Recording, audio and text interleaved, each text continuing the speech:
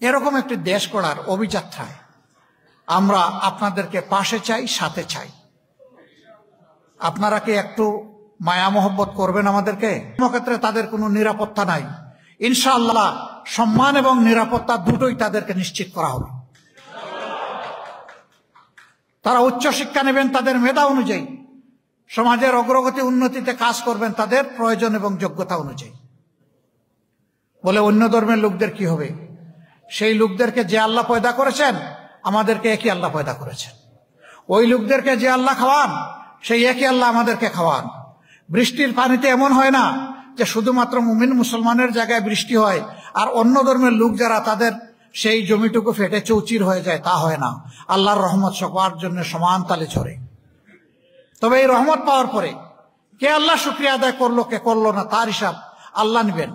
ইন্না ইলাইনা ইয়াবাহুম সুম্মা ইন্না আলাইনা হিসাবাহুম।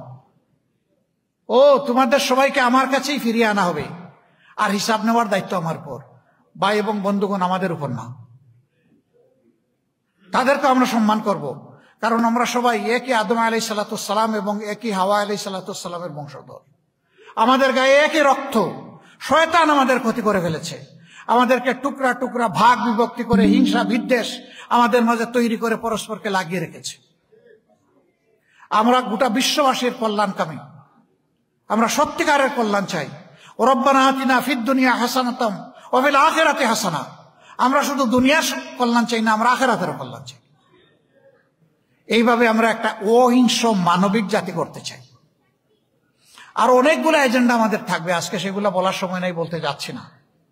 আমরা একটা মানবিক বাংলাদেশ গড়ার জন্যই কাজ করছি। আপনারা আমাদের জন্য দোয়া করবেন। আপনাদের কলিজার থেকে একটু ভালোবাসা আমরা আশা করি, এবং এরকম একটি দেশ গড়ার অভিযাত্রায় আমরা আপনাদেরকে পাশে চাই, সাথে চাই। আপনারা কি একটু মায়া মোহব্বত করবেন আমাদেরকে? একটু দোয়া করবেন?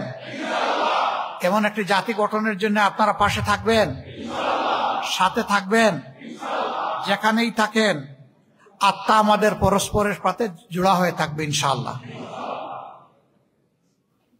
প্রবাস জীবনের কষ্টগুলো আল্লাহ তাআলা আপনাদের দূর করে দিন। আল্লাহ রাব্বুল আলামিন আপনাদের সকলের হায়াতে, সিহাতে, ইজ্জতে, ইলমে, আমলে, রিজেকে অফুরন্ত বারাকা দান করুন। কষ্ট করে এসেছেন, আমাদের কথা শুনেছেন, আমি আপনাদের প্রতি গভীর কৃতজ্ঞতা জ্ঞাপন করছি এবং দাওয়াত দিয়ে যাচ্ছি, আসুন আপনাদের প্রিয় বাংলাদেশে আসুন। ইনশাআল্লাহ এখন অন্তত এতটুকু আতঙ্ক নাই যে নামলেই আমি আবার লালগড়ে চলে যাই কিনা। আপনারা আসুন, ভালো লাগবে আপনাদের, ভালো লাগবে আমাদের। বিশেষভাবে ভোটের অধিকারটা প্রয়োগ করতে কেউ বলবেন না। যে যারে পছন্দ, যে দলকে পছন্দ, ব্যক্তিকে পছন্দ, সে তার ভোট দেবে। আমরা চাই যে ভোটটা দেওয়া হোক। আর যদি একটু কষ্ট করে এখন থেকে প্ল্যান করেন যে অন্তত ফেব্রুয়ারি মাসে যে নির্বাচন হবে, আমরা জানুয়ারির শেষ সপ্তাহ কিংবা ফেব্রুয়ারির প্রথম দিনে আমরা বাংলাদেশে যাব, থাকব, দেখব, নিজের অধিকার প্রয়োগ করব, 10 জনকে কল্যাণের পথে উৎসাহ দিব, পরামর্শ দেব। আপনারা এই সিদ্ধান্তটা নিতে পারবেন?